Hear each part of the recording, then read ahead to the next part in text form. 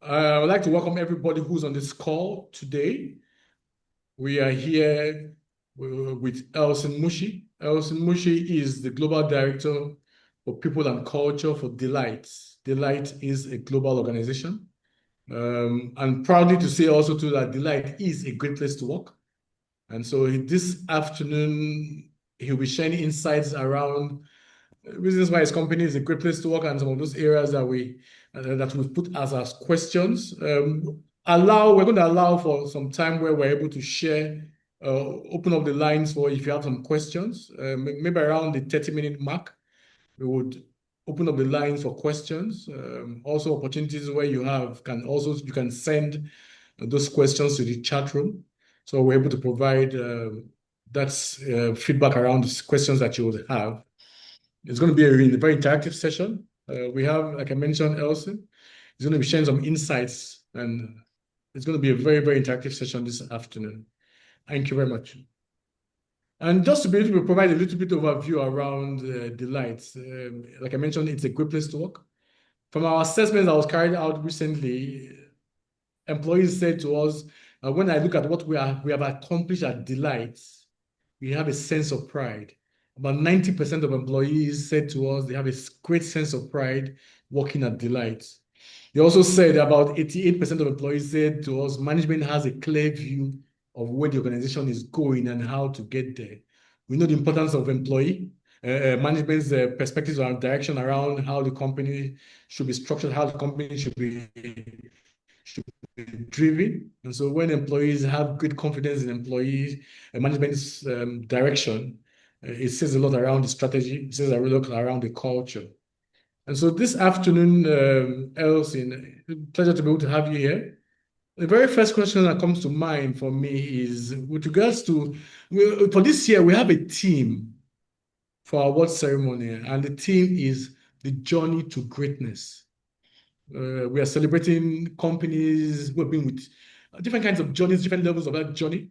And so for Delight, you want to tell us a little bit about your own journey to greatness, how you started out and where you are today as an organization. It would be nice to get some insights from you. Awesome. Thank you, Otamere, and thank you for having me. So when I look at, or when I think about Delight's journey to greatness, I always start with our core mission, right? Or it all starts with our core mission, which is transforming lives through access to affordable energy and products. And I'm going to share a little bit of light. So when we say, or for those of you who are hearing about Delight for the first time, so Delight makes reliable, affordable solar energy accessible to all low-income, families worldwide, right? So many of our customers live without consistent access to electricity or financial services.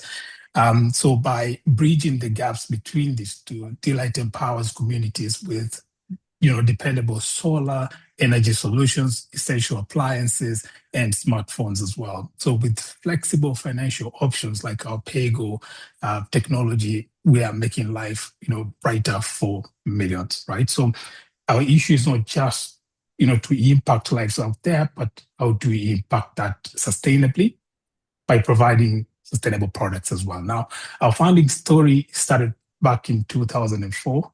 For those of you who know, Sam Goldman and Najib Tosin, those are our founders within the business. But it all started back in Benin, in Africa, whereby Sam Goldman, witnessed a life-changing event on which the neighbor who the neighbor who was living next to him, suffered a severe burns from kerosene lamp accident.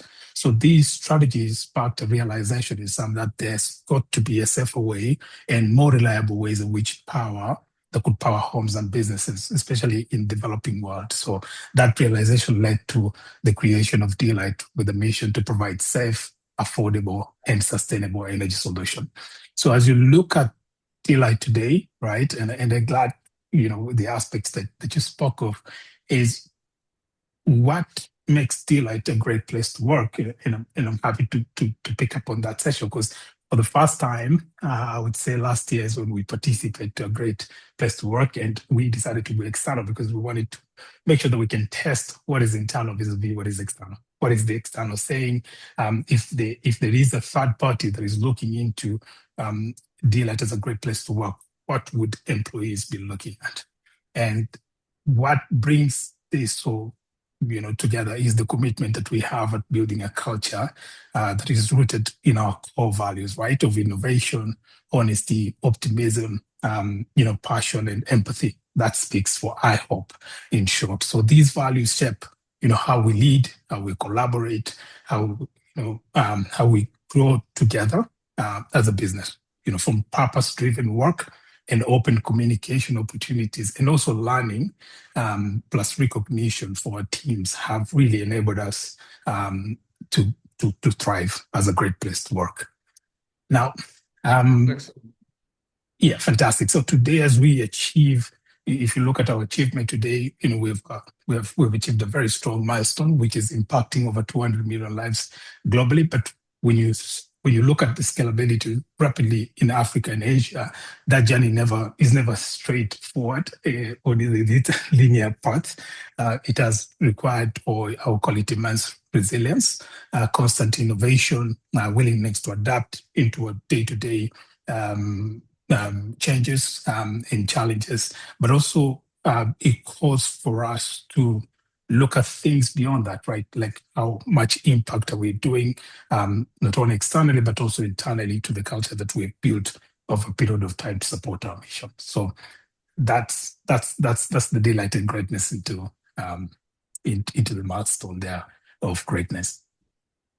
Excellent. Nice journey. Like there's the saying that necessity is the mother of invention. And well, unfortunately, that incident happened. But we see across Africa how challenges around power has affected businesses, has affected lives. And so being able to have a platform that Delight offers to companies, nice story. And that's why it was interesting to see that when we had asked the questions, I feel good about the way we contribute to community. 90% of employees had said affirmatively that they like what you do around contributing to communities.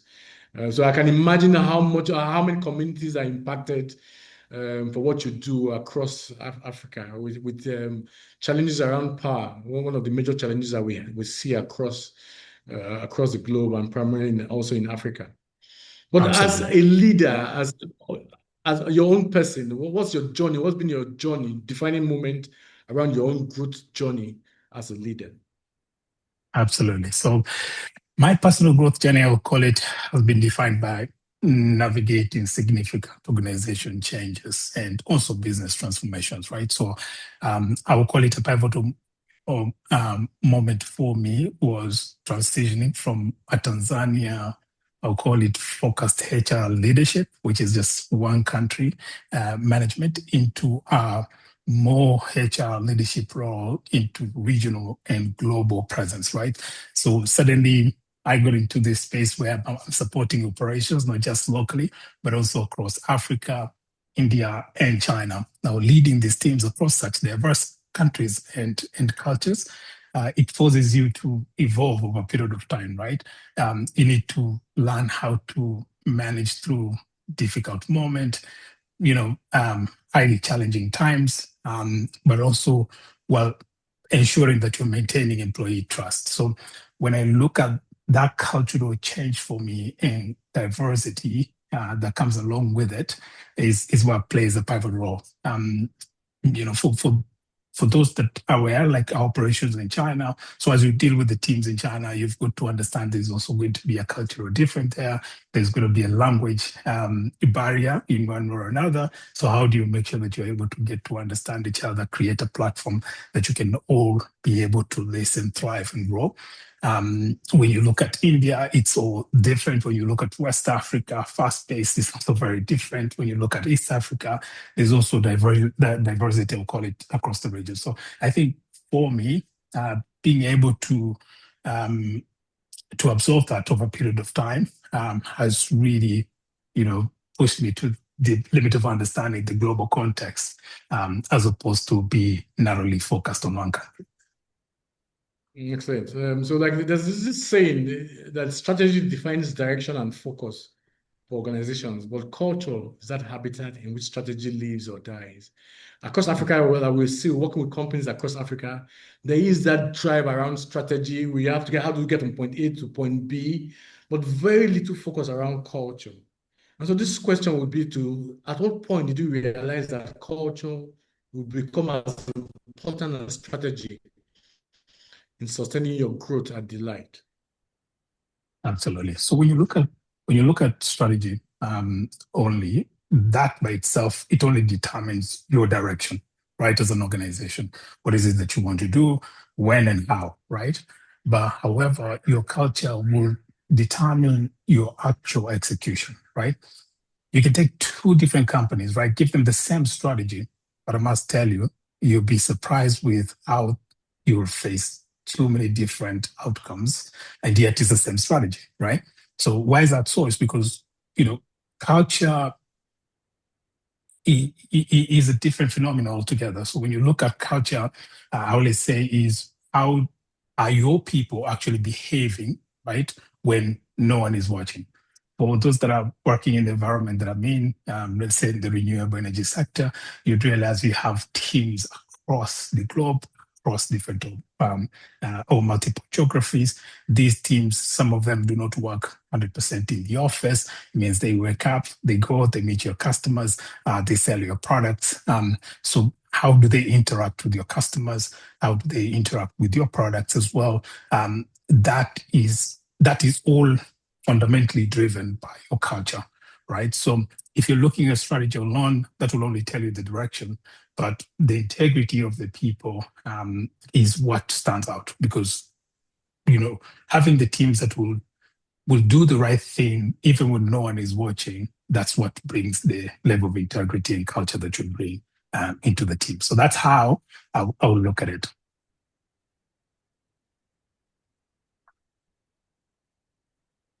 Excellent. Culture when no one is watching. And a number of times, HR can be at one space at a time, right? But being across Africa, you've been able to, you might not know what's happening across in different locations globally, but being able to build the right culture when no one is watching will be critical. We've seen organizations, great workplaces, when it started out, had 100 employees, they were good workplaces. But as they began to expand, they lost their certification as a great place to work. And so as organizations grow, maintaining a consistent culture becomes very challenging. How do you ensure that Delight's values remain alive across teams and locations? So one of the things that I would like to reiterate here is it takes deliberate and daily effort to make this work, right? So first, it requires hiring for values, right? Not just for competences. If someone is highly skilled but toxic to the culture, that cannot be on the team, right? So second, it requires extreme leadership role modeling, right? And consistent communication. So how do you communicate? How do you offer hands-on leadership to the team? That is very key.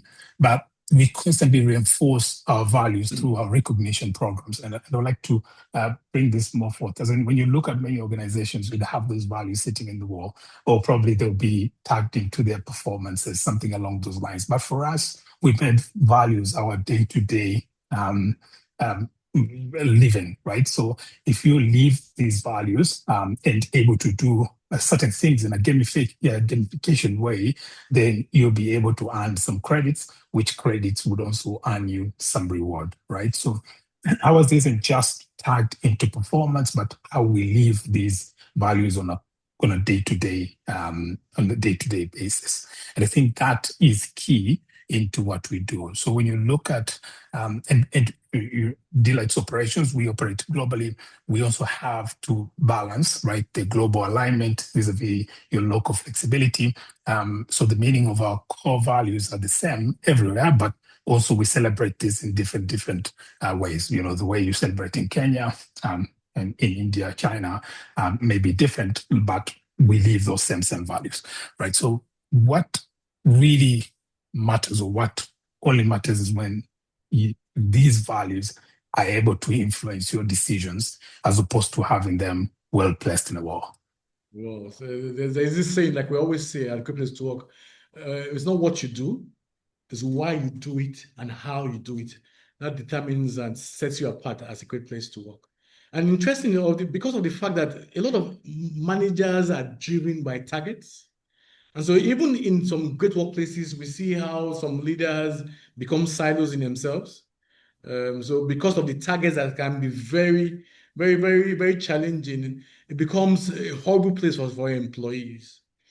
And so what deliberate actions have you taken to prevent growth from creating silos, bureaucracies? So for instance, because we need to get to those targets, we begin to create silos, we begin to create bureaucracies, we begin to create disconnections amongst employees. What have you done to prevent growth in that direction?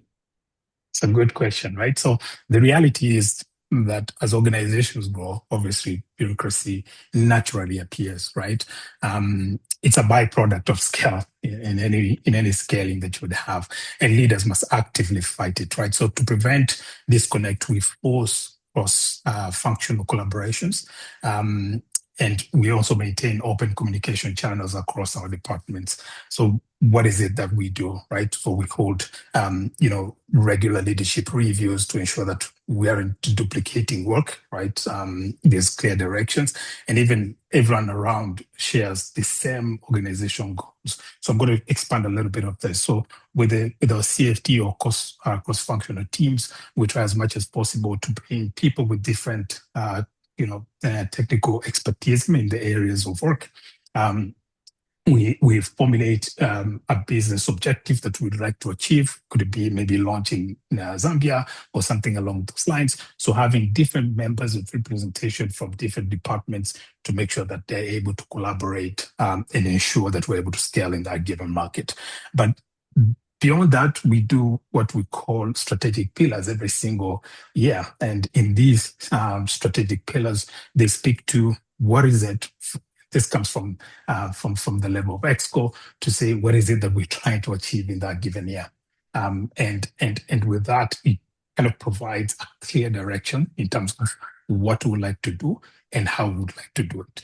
But most importantly, we constantly look for ways to simplify our decision making so that growth doesn't really slow us down. We don't have to wait for 2 days or 3 days for a decision to be made. So long as it's brought into the right audience, then decisions get to be made quickly and enable teams to be able to scale quickly. Excellent. So if we decide to go in nitty-gritty around this, even as you've grown, have there been times where growth threatened aspects of your culture? Nice to be able to get some specifics around this. Where growth threatened aspects of your culture, and basically how did you respond to this?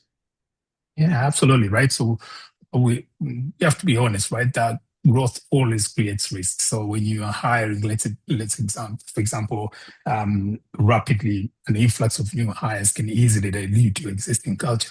And at the same time, processes naturally become heavier, geographical distances become severe, right? And this can reduce the team connectedness. So whenever we feel this is happening in our responses, is to immediately create leadership visibility. We lean heavily into deliberate communication, and we double down heavily on our onboarding processes and also building managers' capabilities on training. So as you look at how we bring this to light is heavily leaning towards, like I said, your leadership. So what do management understand as far as Deloitte is concerned? How do you make sure that you are able to communicate? So enforcing that communication would mean using chats, using Google Spaces, because that's the product that we use with Deloitte to cross-functionally communicate. How do you have things like newsletters, global town halls, such things that will bring that communication closer to the people, but also looking at your onboarding processes. So we have standardized our onboarding process, not only to be each country specific in how they do it, but typically looking at the global overview as a function place. So we have a landing page whereby for any new joiner who has come in, irrespective of where they are, they're able to learn aspects about delight culture, who are our leaders, what are things that are supposed to be done, where can they access different resources, let it be policies, etc. And we handhold their journey across so that our values do not really diversify from one country to the other. We remain consistent in how we onboard our teams. Yeah, so just to be able to know, maybe even more granular, your values. If we ask you to talk about two key values that have helped in terms of your growth, what would those values be like? What are those two key values that are important to where you are today, achieving your growth success? Mm, I would say all, but maybe if I'm because I'll be conflicted. But Okay. from where I look at things is innovation. So innovative has as one of the values has really pushed us thinking outside the box. What are those things that we can do differently? We don't have to conform to the norms, right? Can we challenge ourselves? Can we look beyond what we're doing today? Do we understand every practice? I would say no, right? So we learn on the go. And I think that is the most important things, being able to pilot different missions, actions, strategies, whether it's a new process. That is something that we can always stand proud for.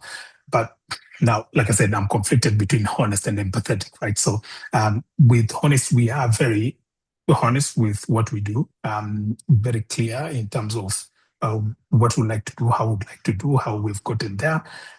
We believe honesty is key because it drives about your integrity. It speaks a lot about how people listen to you and trust what you're saying.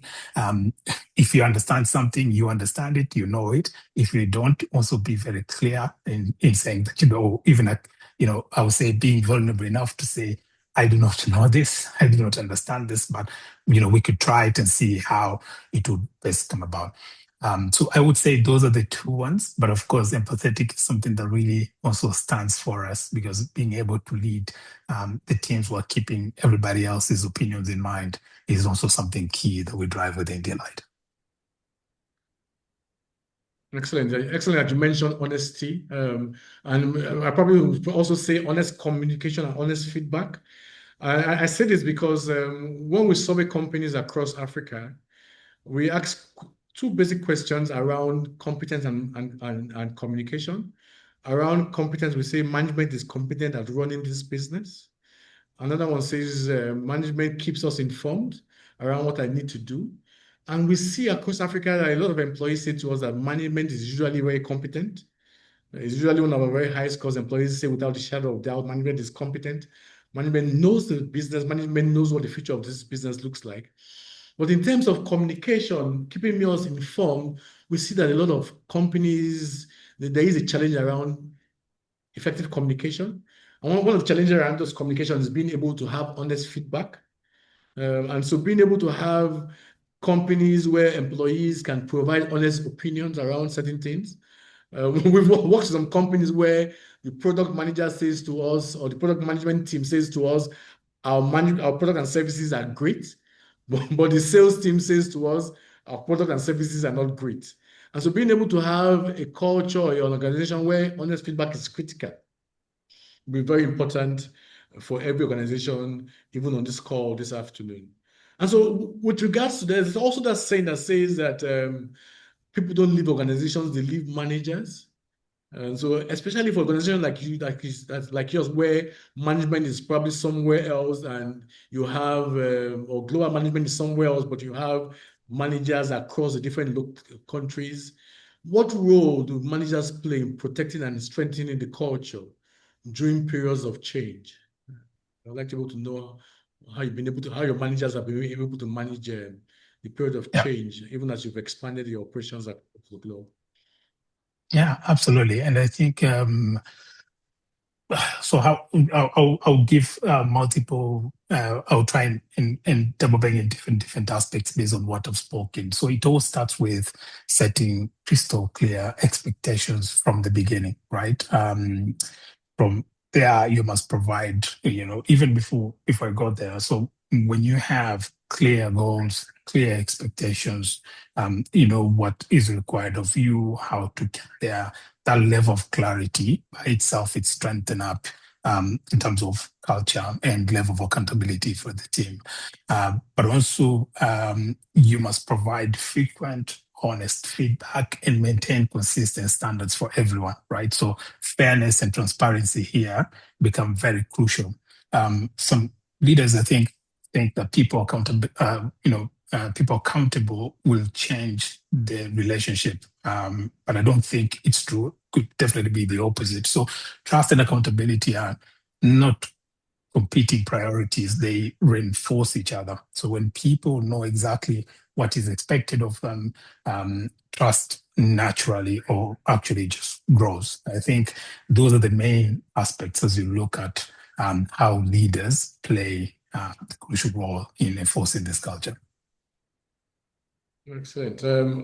We want to be able to throw up the open lines now. Therefore, if you have any questions at this time, you could either share it on the chat so we can respond to them.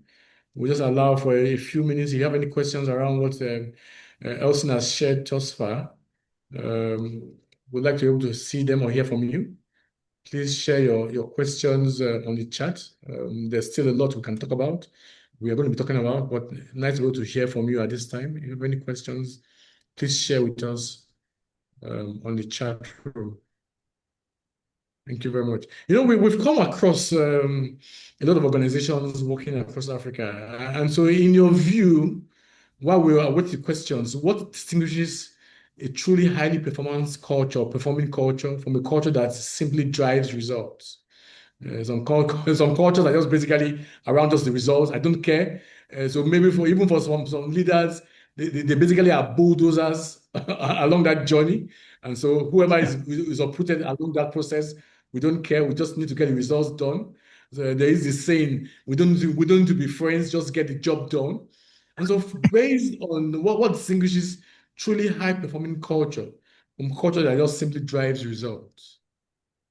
There's definitely a massive difference, right? So a results-only culture achieves its short-term targets.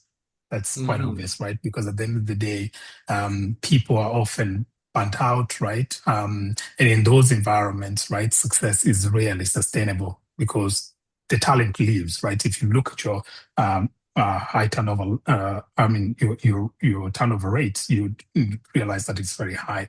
So a truly high performance culture, on the other hand, it delivers results consistently with simultaneously developing its people and building internal capabilities. So as you look at your high performing cultures, look at what are those things that are done consistently over a period of time. How do you develop people in that process? How do you develop your internal capabilities, and let it be from your succession planning? So it all looks at how do you onboard people? How do you make people part of the organization? How do you make sure that people are well taken care of? You've built trust into the teams, and how do they see their growth within the organization? So that sustains success, over a long haul. I firmly believe that a high-performing culture delivers results without sacrificing its people. Is this the usual word, without sacrificing these people? Yep, exactly. Excellent. Because the people basically are the ones who are in charge of the success. So some years ago, Absolutely. we had engaged one of the biggest banks in Africa, and they had released their results, and the results were great. And the MD at that time had said, our results are great because we have great customer strategy. So I reached out to the head of human resources and said to them, great customer strategy basically is driven by great people strategy. So no matter how great that customer strategy is, it's the employees that are critical in ensuring the success. Like we also say that with our assessments we do, that they are not HR perceptions, they are predictive indicators of where the next opportunity for growth exists. They are That's predictive true. indicators with regards to where the next friction exists that might be hindering profitability for your business. And so being able to understand what your employee experience looks like is so critical in this day and age. As a matter of fact, post-COVID, we've seen so much relevance around employee well-being. Employee well-being has come to the fore around that. So employees are crying out for a lot of organizations to be recognized, to be appreciated for who they are, for their being at work. Like we also say at Great Place to Work, the Great Workplaces basically see work as a gift work. And so with regards to your organization and those targets, how do you balance ambitious business targets with employee well-being and engagement? It'd be nice to be able to know Right. how you're getting that. Yeah, that's a very good question, right? So, um, if I look at, let's say, um, if you look at when you build trust, right? You're deliberate and very consistent about your actions and the things that you would like to achieve. So this brings me back on how do you prioritize aspects within your business, right? So those could mean how do you communicate, right? So um, um, and I'll look at well-being there as one of the aspects that are really important. So definitely, yes, you're very clear in terms of what you like to achieve, how you like to achieve. Your targets are also very clear. You have a vision which sticks to what do you want to achieve over a period of time. But the other bit is also considering that things have changed, as in you've got to ensure that your team is also very happy. So one of the things that you need to look at is how do you create flex work environment, right? Whereby everybody is able to either work from home and giving them that space that they'll be able to thrive from a working environment perspective. But they should be able to take leave as well so that they don't experience the burnout, because that's where the wellness of aspects come into picture. But ensuring also that they're in a safe environment. And safety here is these two things, right? There's psychological safety, but there's also personal safety, right? So from a psychological safety perspective, are they able to air their views freely? Is their contribution felt within the business? Are they in a safe place to be able to speak, right? And I think that's the most important bit. But also from an environment perspective, when you look at safety environment, is how do you make sure that they come home? I mean, they come to office and go back home safe, right? Do you provide protective gears for them? Do you make sure that there is enough cover to help them during those uncertainties or probably incidents, which I would say, God forbid, that it doesn't happen, right? So those are also very important. But also doing, I'll call it periodical surveys, right? Because the truth is, you know, you don't have to just wait until externally you've been examined. Now, you should be able to be in a position whereby you're able to launch various internal surveys so you get to understand how people feel about the organization, and what are those things that they feel once they get to be fixed will make that environment a more exciting environment to be in. So I think those are the kind of things that I would think as you look at the well-being of the staff and achieving your objectives in the process. Excellent. I want us to be able to look at behaviors at this time. So that people are probably able to examine themselves even with this session to say, what behaviors specifically would you expect your leaders who want to build a high-performing team? Are there some behaviors that are critical to building those teams? Yeah. So I think some of those behaviors that you would like to see, especially from your leaders, would be, you know, integrity, and I think that's really key, right? Because at the end of the day, I always say your leaders model your employees. If you leave the talk or if you walk the talk, then obviously your employees will be able to actually align with you. And also trust what you're doing, but also communication. That's very key with them. So behaviorally, you should be able to communicate clearly on what are those things that are actually happening within the business. Being able to make, I'll call it, being accountable. And apart from being accountable is also having empathy, but also have the courage to make tough decisions.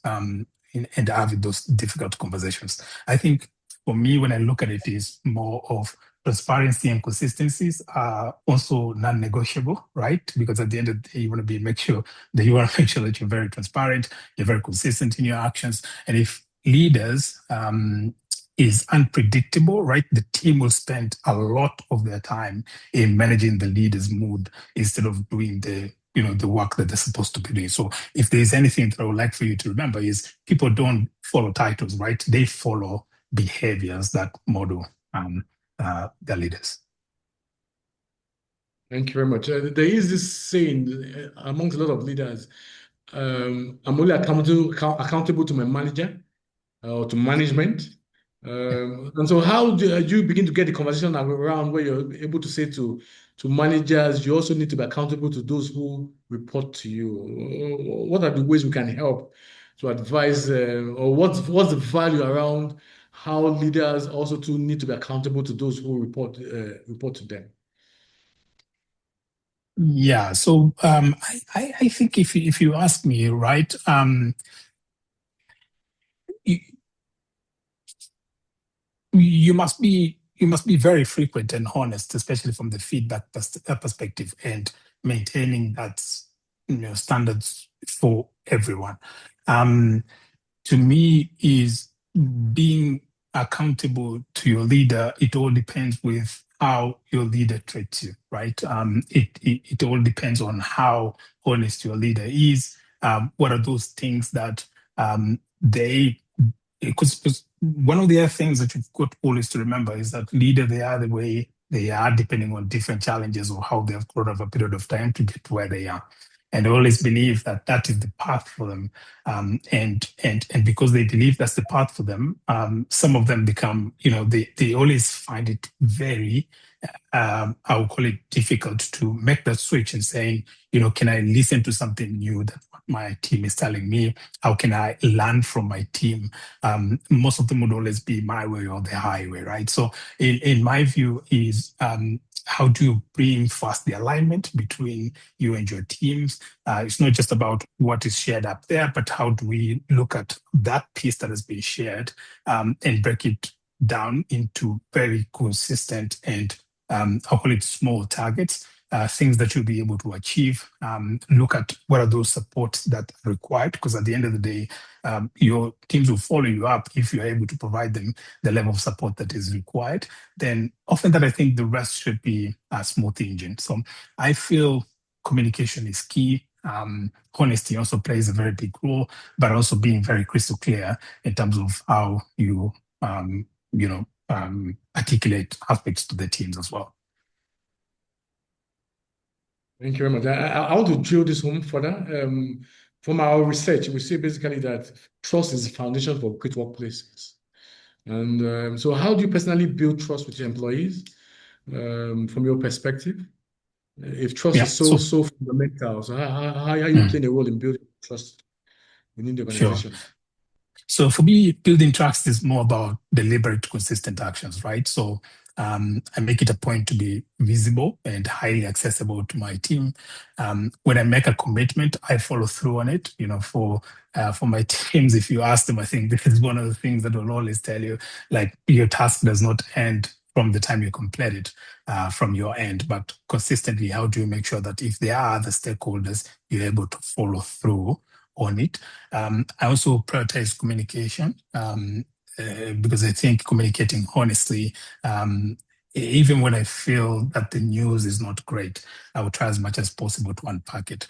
But I think crucially for me is I try to listen before and I think this is very important because sometimes you'd have leaders who just listen for purposes of just listening.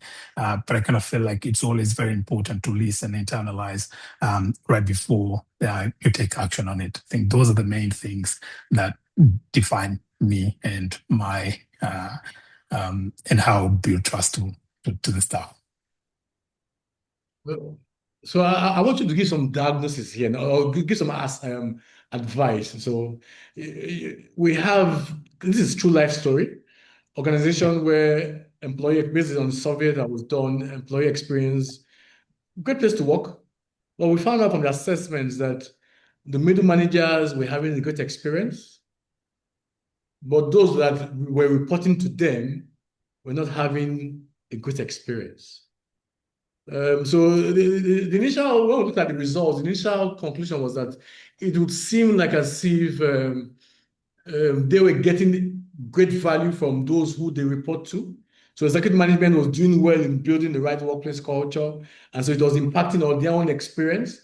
But those who were reporting to them were not exactly having a great experience. And so in that case, how would you advise management to be able to address this issue that is critical for the organization's growth? Yeah, I think that's a very good one. And I always try to go back to what are the, you know,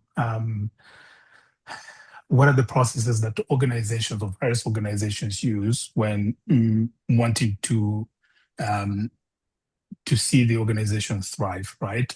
It all goes back to how do you hire? How do you make sure that you have a good leadership modeling, right? Because at the end of the day, if you're also not upscaling your leaders in the business, you create also the level of, because the truth is, in most organizations, what one of the things that you would realize is that they, let's say, for example, promote based on performance, right? So you're good. So Elson is good at what they do. So before you know it, he gets to a certain level, and that is level of his incompetences, right? So, question is, how do you constantly support those leaders to be able to manage teams? So I'll give an example. Let's say, for example, in a daylight context, is how do we build leadership development and capabilities over a period of time, knowing that they're also human beings, they also need to learn.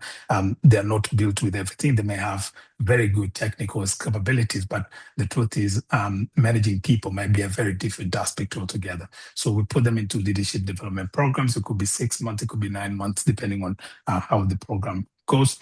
But in those scenarios, you are able to mix a balance of both technical capabilities, but also managing people, doing 360 first to get for them to get to know where they are, how do people feel about them, or their employees feel about them. Then working or creating actionable, I will call it simple actionable targets, which would support them and work through with either a coach or a mentor to support their journey or their leadership journey. So one thing that we've always, we really need to keep in mind, especially for organizations that really want to have high performing culture, high performing teams, is not assuming that every leader is able to manage people. So question is, how do you build the capabilities with, for them over a period of time to be able to do that? And I think that will be your game changer. Excellent, excellent. And so as we look towards the future, what cultural priorities will be most important for sustaining your growth and innovation? If we want to sustain our growth, right, our number one priority has to be leadership development. And I think that is something that I've tried as much as possible. I've given a little bit of a clarification of what we do there, because at the end of the day, this now enables to have leaders who are able to grow organizations. But the other bit also is succession planning, right? So remember, as generations grow, obviously you've got to have a pipeline of or a bench of successors who would be able to take up some of these leadership roles over a period of time. So future growth requires strong leaders at every single level of the business. But beyond that, we are heavily focused on maintaining our agility, fostering our innovation, deepening our inclusion, right? And promoting a culture of continuous learning. Because if you do that, then that by itself should be able to lead you to sustainable businesses. Excellent. I can't help, even as we talk about future of work and all of that, there is the recurring conversation around Gen Zs. I have to bring this to you. And so, how are you managing that conversation around Gen Zs, especially for when you have leaders who say to you, "Oh, I can," and I hear this quite a lot, even though I don't agree with some of the feedback I hear from them. Oh, how do I manage? How do you manage this person? How do you manage this special set of people? How do you get about this? They are so different from the way they think. I like to be able to have your own perspective around this, as even as we talk about the future of work. How are you managing this conversation? Yeah, very challenging one, right? Because Mm. we all come from different generations. I think I was watching Bamboo HR. They had their, their summit, right? And I attended virtually this summit.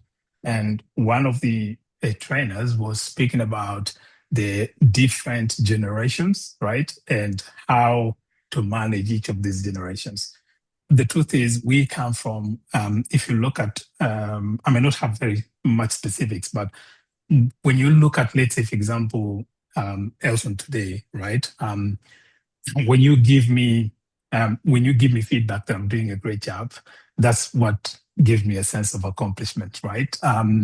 But to other persons may view different things differently. You would have leaders who are, let's say, from a different generations. For them, they believe, right, if you're doing a great job, I just give you a pat at the back, and then I would assume that you've done a great job. Whereas when you look at Gen Z's, for example, their aspects and viewership of how they've done a great job is when you give them, let's say, for example, a public recognition that says you're doing a great job, or probably when you're giving them feedback, severally over their work and continuously over the work that they're doing.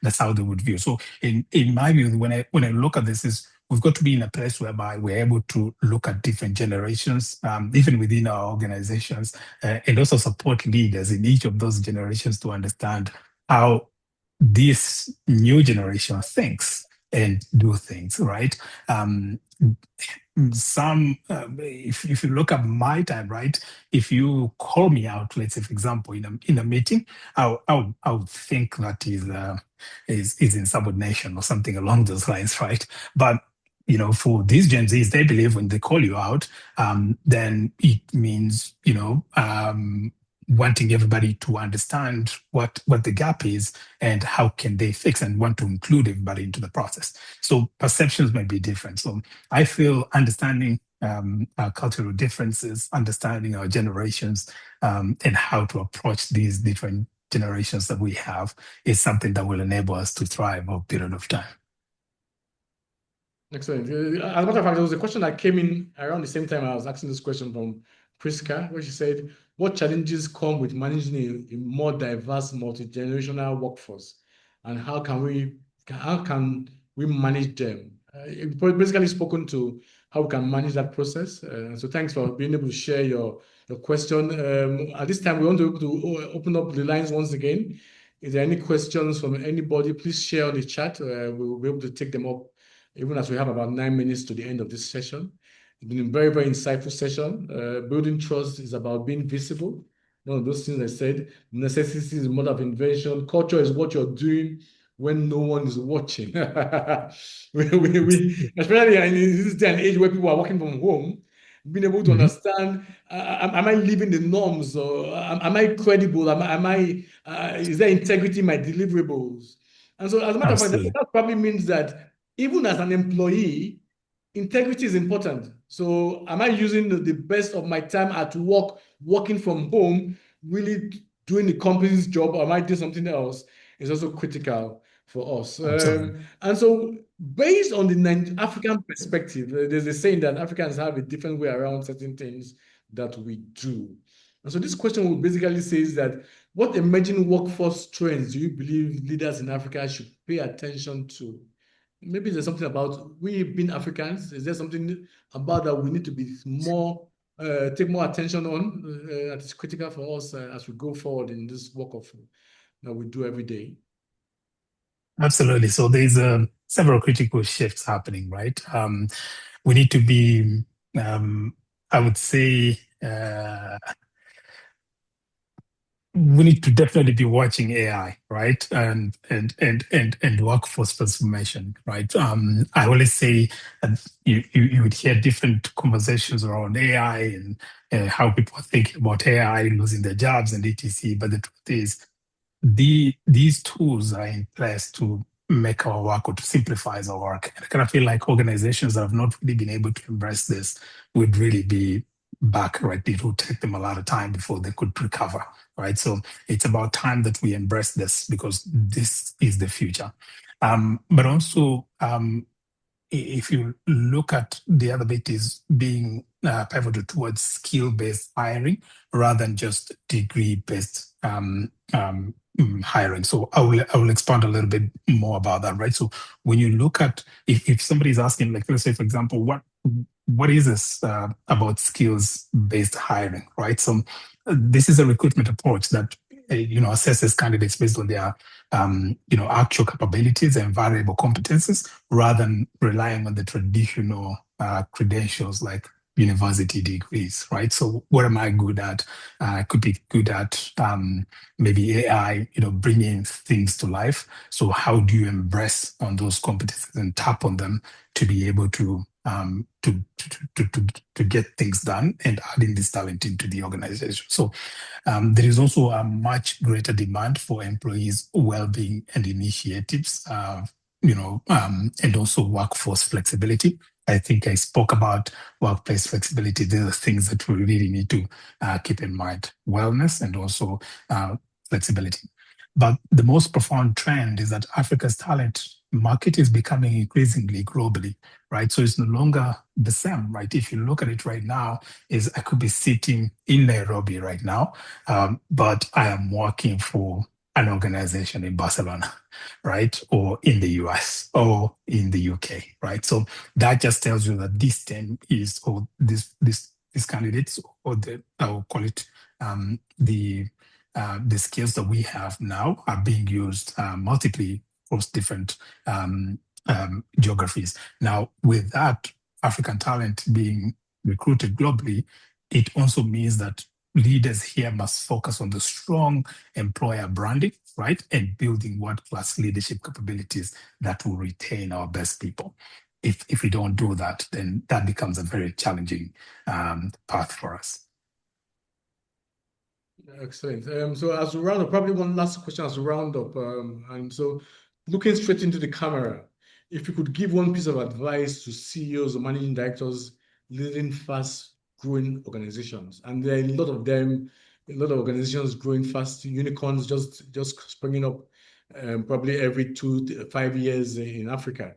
So what would be that piece of advice based on your experience? Well, very simple, right? For me, is my absolute most piece of advice to this is do not delegate culture entirely to HR, right? Yes, as a business leader who oversees people and culture, I'm definitely stewards of the culture, right? But culture is fundamentally a leadership responsibility. So the CEO Wow, and managing that's directors powerful. yeah, who are probably listening to me right now, you've got to be in a position to own it, right? So if you want a sustainable growth, right? So spend as much time shaping your culture as you do shape your strategy.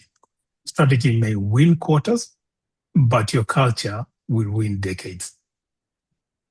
You want to repeat that? I'm going to copy that quote. Absolutely. So what I'm just trying to say is, you know, if there is anything that you need to keep in mind, right? So your strategy, right, may win your quarters, but your culture will win decades. Excellent. Strategy would win your quarters, but culture would win your decades. And business is about being decades long. The desire of every business person is that the business outlives them. And so, and that's one of the challenges we've had across Africa. Very few organizations have been handed over to generations. And so, as we grow and become very relevant across the globe, it's important that we begin to have organizations that are 100 years old organizations that are still thriving and achieving that. And one of the ways that this is possible is being able to build the right culture. Like he had Mhm. mentioned, you can't delegate culture to the HR leader alone. No. It's a discussion across the board. We have a large organization in Nigeria where the assessments are board decisions. The board is interested in what the assessments look like around their culture every year. And so that's critical in their growth. And we see the value in terms of the numbers they churn out year in, year out as a Pan-African organization in Africa. I want to thank you, Absolutely. Elson, for this awesome time with us this session today. George, I want to be able to share the slide before I wrap up this afternoon. It's been a very, very interesting session we've had with Elson. He's shown us insights, shared insights around his journey, the Light's journey, why they are where they are, while they are pushing even to achieve even more as a Absolutely. global organization, and the value that it brings to being able to have the right culture. Just to be able to mention that. George is about sharing that to say that we have a couple of we have what is called the study mission in Kenya on 24th to 25th of June this year. It's an opportunity where we bring in we have companies host organizations that are great workplaces, and they go basically to be able to share ideas, learn from themselves, share insights around what they are doing around the organization that makes a company a great place to work. And so it's an opportunity for companies that are great workplaces who are certified as such to be part of that conversation in June on the 24th and 25th in Kenya this year. Also, to bring to the notice the fact that we have, George, you want to share the next slide? We have what is called our Gift Work Journey training. It's actually a workshop. We believe based on this workshop that we can help companies build great workplaces. And so the Gift Work Journey training that we have deployed across in different countries in Africa could be that key that helps to build the right culture within the organization.